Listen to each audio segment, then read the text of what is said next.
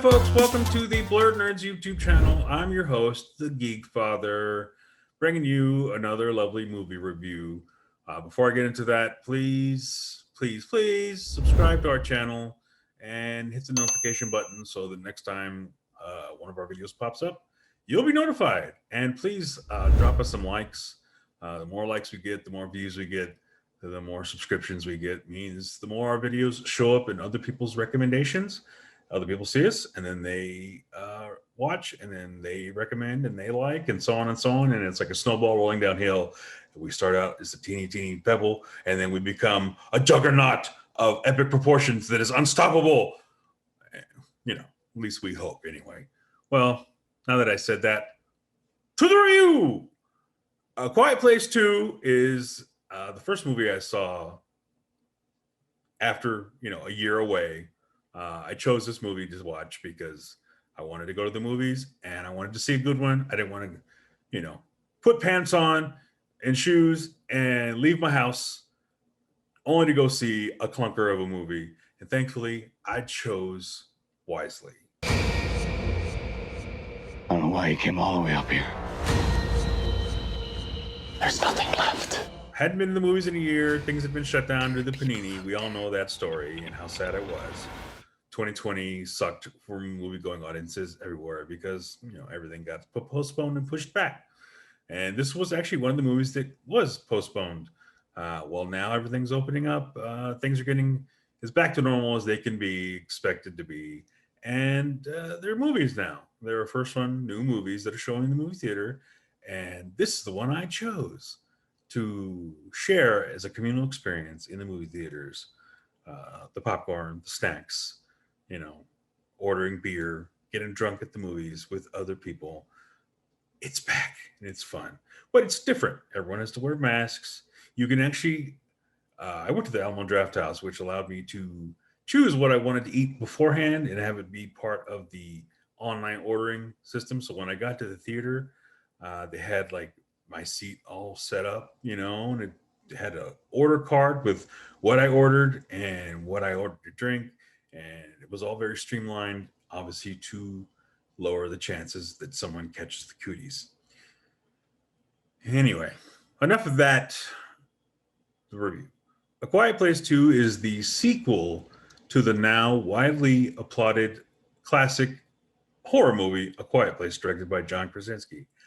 Jim, who knew? We basically answer the question that the audience asked of themselves, which is, what would you do? This continues the story of the Abbott family. Evelyn, the mother, played by Emily Blunt.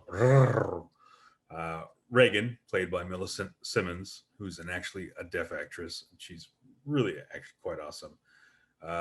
Marcus Abbott, and the actor's name I don't recall, and the wee baby Abbott, whose name they don't give. And now they're on the run because the monsters, invaded their house in the first movie. And Lee, the family patriarch played by John Krasinski, tragically gave his life in the first movie to save his family. Well, now they are on the run and they're continuing without him on a quest to survive the post-apocalyptic world, crawling with super blind super monsters with super hearing like Superman. And they're everywhere. And they don't like people. And they don't like noise. I imagine they act like my grandmother on a bad day who just wants you to shut the hell up and sit there and be quiet. Well, and they express that like my grandmother did by bitch slapping me, giving me a backhand. That's a fresh one. You'll get another one if you don't shut up. No, actually, my grandmother wasn't like that. She was a nice lady. She was a nice lady. What do I like about this movie? Well, I'll tell you the first thing I like about this movie is the sound design. The sound design was fantastic, I gotta say. It really set the tension, pegged it to 11. The tension and the suspense were crazy. Now, supervising sound editors Eric Adal and Ethan Van Der Ren and re-recording mixer Brandon Proctor, who were brought back from the first movie, did a fantastic job. If this movie doesn't get nominated for a sound design or sound editing Oscar, then it's a travesty. Though, it would be a travesty of justice.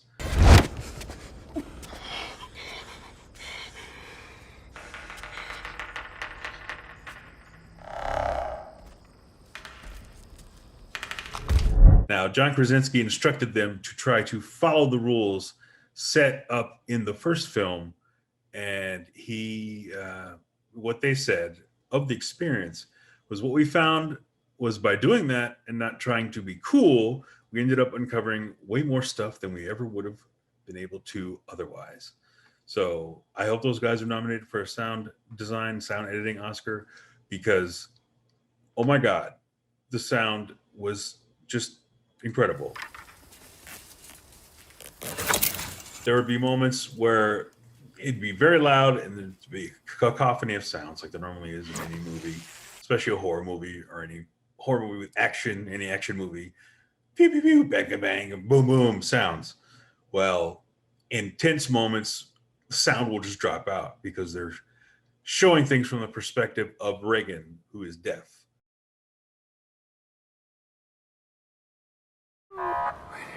Where she's in a world where any monster could leap out at any moment by any sound being made by anyone, and it means your imminent death.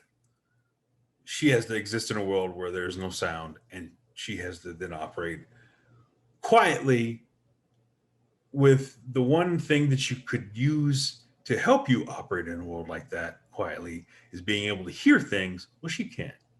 So she has to be extra careful, so that ratchets things up. Oh, it's just, you're sitting there in your seat, anxious as hell, because you don't know when the monster's going to leap out, what's going to happen, who's safe, who's not safe, what's going on. Death and murder in every corner of the world at any moment. And it's really, really fantastic. It just, your stomach's in knots. Either moments, there 4 or 5 different times in the movie where I held my breath and I wasn't sure who was going to make it, who was going to live or die.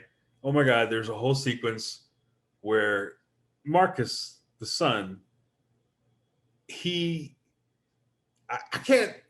want to tell you about parts, but I would spoil things, and I'm sure you just need to experience this movie. There are moments where you just think someone is going to die and you don't know who it is. And that's a sign of a great horror movie where, a lot of the horror movies, they telegraph what's going to happen. You just like, oh, okay, that's the blonde, pretty girl. She's not going to die. She's going to survive to the end. Oh, she's the one who didn't have sex. Oh, all the promiscuous kids are going to die. Oh, the black man shows up. Oh, he's dead. Well, in this one, yeah, black guys do show up and they do get killed. Hey, one of them gets killed and they don't even name him. But you don't get the names of any other characters besides the main characters, the Abbott family. And there is a flashback sequence that introduces a new character, Emmett, played by Cillian Murphy, who is assumed one of the good friends of the father, Lee, John Krasinski's character. He's introduced in a flashback sequence that also helps to set up how the monsters arrived on Earth. Doesn't tell you where they came from or any kind of other biological facts about them, other than that they use echolocation and they're sensitive to sounds and that they're blind. We don't know like any of their biology. Nobody dissects a dead one to find out any other weaknesses they may have, which makes sense in a world where sound is used for communication for, I'd say, 90% of the world, without being able to use sound and being able to communicate without TV, no radio, or anything of that nature. And I don't think people are just printing out newspapers and spreading those throughout the world. It's hard to find out information about the monsters. So I guess we're stuck being like the characters in the movie, just in the dark and not knowing what's going on. So this isn't a long review, so that's really all I really had to say about the movie. It's fantastic. The performances are good. Emily Blunt is always fantastic in anything she does ever. She is my bae, and she can do no wrong. She is a goddess of greatness.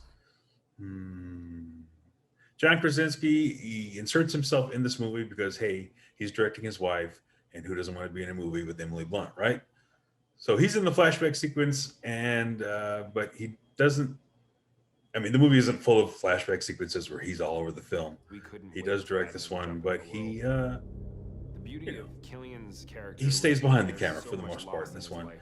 He doesn't And feel. I didn't think he'd be a good director. He is. I was afraid the sequel wasn't going to live up to expectations, and it does, and actually kind of exceeded it. It establishes, continuation of the universe. It adds a little bit to the mythology without giving you too much. It doesn't give away the whole kit and caboodle. It leaves you curious and wanting for more. Now, the story obviously is set up for there to be a Quiet Place 3, which I'm fine with. I wouldn't mind a trilogy.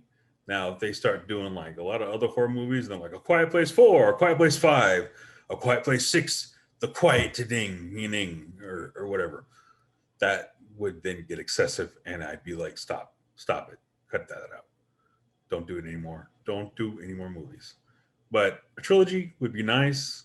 I would like them to, like, in the final movie, just throw a monkey wrench in the works and just do a tangent in the left field and just be like, we're going to make this like an action movie, and just have a band of survivors get together with Reagan and her hearing aid radio thing shooting out feedback across the airwaves, and the monsters just losing their minds, and then the humans go on the offensive to take back Earth. That would be take back Earth. That would be dope. We'll see. So, but Quiet Place 2, my verdict is it's pretty awesome. I was pleased that I chose this as the movie to return to the movie theaters, and I made a good choice. And you guys will make a good choice too if you decide to check the movie out. I would highly recommend it. It is rated R, so it's not a lot of gore in the movie. There really actually isn't very much at all, but it's the tension and the suspense that will get your gut in knots in the best way possible. So it's a good experience, and I would check it out. So I'd say A minus. I don't have anything really horrible to say about the movie. The pacing was good. Story advanced at a good pace. The scary moments were scary, super scary. Tension, suspense, the action sequences were pretty fun. It was all around a good movie. So it was a good effort by Krasinski. Keep it up, bro. So that's it. That's all I got. Ta-ta for now. Thanks for watching, and don't forget your pillow.